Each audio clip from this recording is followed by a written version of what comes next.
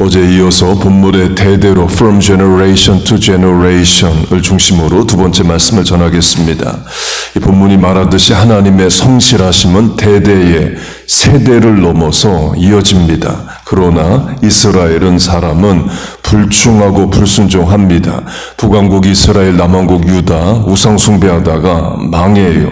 여호수아 사후 사사기로 하면 사사기의 시작은 다음 세대는 다른 세대가 되었다. 우상 숭배의 세대가 되고 하나님을 버렸다로 시작을 합니다. 그 신앙의 세대 전수가 어렵습니다. 부모된 자의 큰 기도 제목이에요. 구약 성경을 대표하는 인물이 모세와 엘리야입니다. 예수님도 구약 성경을 모세와 엘리야, 곧 율법과 선지서로 대표하여 말씀하십니다. 모세는 자녀가 있고 엘리야는 자녀 이야기가 없기 때문에 이제 모세의 자녀 또 그의 자녀 신앙의 세대 전수로 예를 들겠습니다. 사사기는 13명의 사사 이야기와 그 시대의 또 다른 이야기를 전합니다. 마지막 사사가 삼손입니다. 삼손은 단지파이에요. 삼손이 죽고 나서 사사기는 단지파 이야기를 합니다. 내용은 단지파 전체가 우상숭배의 지파가 되고 그 단지파의 우상숭배를 돕는 한 레위인이 있는데 그 레위인과 후손들 모두 우상숭배자가 되었다를 강조합니다. 자기 소견에 옳은 대로 산 예를 단지파와 한 레위인과 그 후손으로 예를 듭니다. 이스라엘의 제사장은 레위 지파여도 할 수 없는 아론의 후손만 합니다. 그래서 아론과 할아버지가 같은 사촌 고라도 자기도 제사장을 해보고 싶어 했지만 할 수가 없었습니다. 그래서 곧 고라가 제사장을 해보려 하다가 심판을 당하죠. 그렇게 레위인이어도 제사장은 아무나 못합니다. 그런데 단지파가 한 레위인을 아론의 후손이 아닌 자를 제사장으로 삼습니다.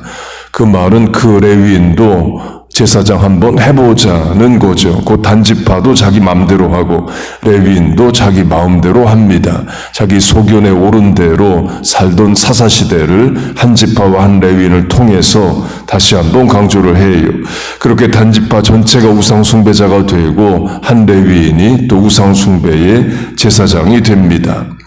그렇게 사사기가 단지파 이야기를 하고 한 레위인 이야기를 해요. 그러면 이런 질문이 들죠. 도대체 그 레위인은 누구기에 하나님의 제사장도 아닌 우상의 제사장을 하느냐? 도대체 그 자가 누구냐라는 질문이 생길 수 있죠.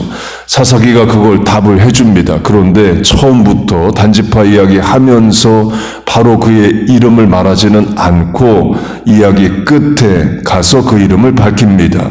요새식으로 하면 극적 효과를 내는 거죠. 드라마, 영화, 소설처럼 처음부터 이름을 얘기해 주는 게 아니라 이게 독자의, 청자의 궁금증을 자은 데다가 마지막에 그의 이름을 밝혀서 충격을 주는 것과 같습니다. 그 우상 숭배를 도운 레위인이 요나단입니다. 그 요나단이 모세의 손자이에요. 사사기 18장 단자손이 자기들을 위하여 신상을 세웠고 모세의 손자요 게르솜의 아들인 요나단과 그의 자손은 단지파의 제사장이 되어 그 땅 백성이 사로잡히는 날까지 이르렀더라. 모세의 손자가 우상숭배의 제사장이 되고 그 후손 대대로 북왕국 망할 때까지 우상숭배를 도운 일을 했다는 거예요. 성경의 비극사 중 하나죠. 모세의 손자 우상숭배자가 되다 이에요. 곧 정말 어려운 게 신앙의 세대전수입니다. 저와 여러분의 큰 기도 제목이에요. 아브라함도 마찬가지입니다. 아브라함이 75세에 하나님의 부르심을 받습니다. 75세부터 신앙생활 시작을 해요. 175세에 죽습니다. 100년 신앙생활 합니다. 그 과정에서 아브라함 100세 때에 아들 이삭을 낳고 이삭은 60세에 에서 야곱을 낳아요. 그 말은 아브라함 죽을 때에 에서는 15세, 야곱도 15살이라를 말합니다.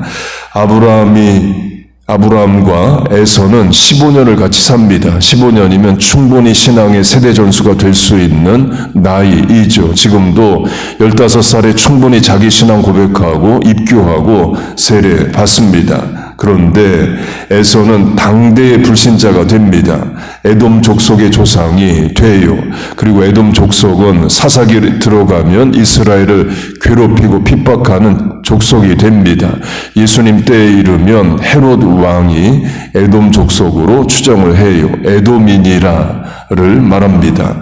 곧 아브라함의 손자 에서가 불신자가 됩니다. 이 본문이 시편인데요. 시편의 최대 저자가 다윗입니다. 시편이 150편인데 74편, 그 49%가 다윗의 시입니다. 성경 최대 기도자가 다윗이에요.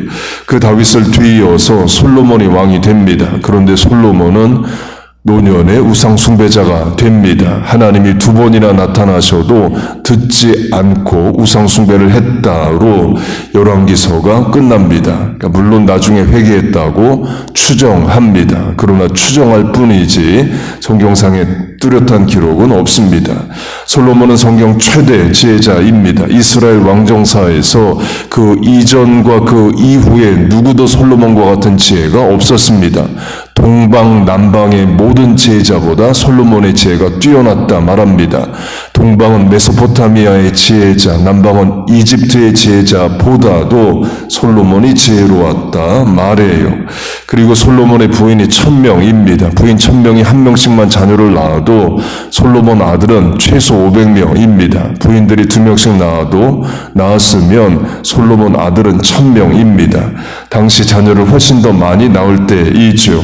그 솔로몬은 최대 지혜자입니다. 그리고 아들은 최소 1000명 이상이에요. 강조점은 그 많은 아들 중에서 솔로몬이 가장 똑똑한 아들, 내 뒤를 이어서 나라를 잘 다스릴 아들을 왕으로 세웠겠죠. 어느 아버지가 내 다음 세대에 나라 망해보자 해가지고 어리석은 아들을 왕으로 삼겠어요. 그 솔로몬이 볼 때 가장 똑똑한 아들에게 왕위를 물려주었을 겁니다. 그게 르호보암이에요. 문제는 르호보암이 우상숭배자입니다. 곧 다윗의 손자가 우상숭배자이에요. 모세의 손자가 우상숭배 제사장 하듯이 아브라함의 손자가 불신자 되듯이 다윗의 손자 우상숭배자가 됩니다. 그렇게 르호보암이 평생 우상숭배하다가 죽어요. 그의 아들 아비야도 우상숭배만 하다 죽습니다. 그런데 아비야 죽고 그의 아들 아사가 왕이 됩니다. 아사는 하나님을 잘 섬깁니다. 강한 자와 약한 자 사이에 주밖에 도우리가 없사오니 나의 하나님 여호와여 우리를 도우소서의 유명한 기도를 합니다. 그리고 아사는 우상을 제거합니다. 특별히 친엄마가 만든 우상도 내다 버립니다. 친엄마 저항해요. 그러자 왕의 부인의 또 왕의 친엄마의 지위를 없애버려요. 태후의 위를 폐하고 혈연관계 정보다도 신앙을 더 우선시합니다. 곧 할아버지 르호보암이 우상숭배자, 아버지 아비야가 우상숭배자인데 아사는 하나님을 잘 섬깁니다. 그리고 아사 죽고 아사 아들 여호사밧이 왕이 돼요. 드디어 신앙의 세대 전수가 됩니다. 여호사밧은 하나님을 잘 섬깁니다. 아버지와 아들이 세대를 이어서 하나님을 잘 섬긴 최초의 부자왕입니다. 그런데 여호사밧의 아들은 우상숭배자가 되고 그 아들도 우상숭배자가 되고 그 아들도 우상숭배자가 됩니다. 곧 이스라엘 왕정사의 3대가 연이어 하나님을 잘 섬긴 예가 없습니다.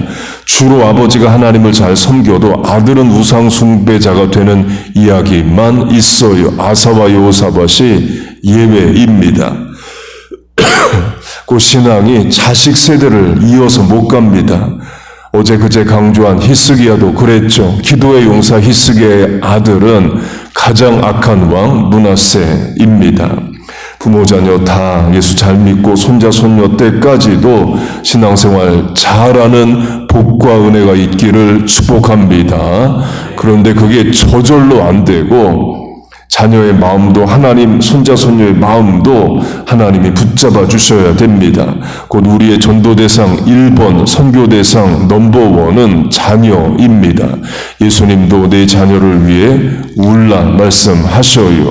하나님께서 우리의 부모 세대에도 큰 믿음 주시고 자녀 세대에는 더 큰 믿음 주시고 손자, 손녀 세대에 더 귀한 믿음 주셔서 우리 신앙의 세대 전수가 되고 대를 이어 하나님께 충성하는 우리와 자녀 교회 되시기를 주의 이름으로 축복하고 축원합니다. 아멘. 기도하겠습니다. 하나님 아버지, 우리를 새벽에 불러 기도하게 하심을 감사합니다. 이 귀한 실천, 믿음, 자녀 세대에 전수되게 하시고 부모보다 더 나은 믿음으로 하나님 잘 섬기게 하여 주시옵소서.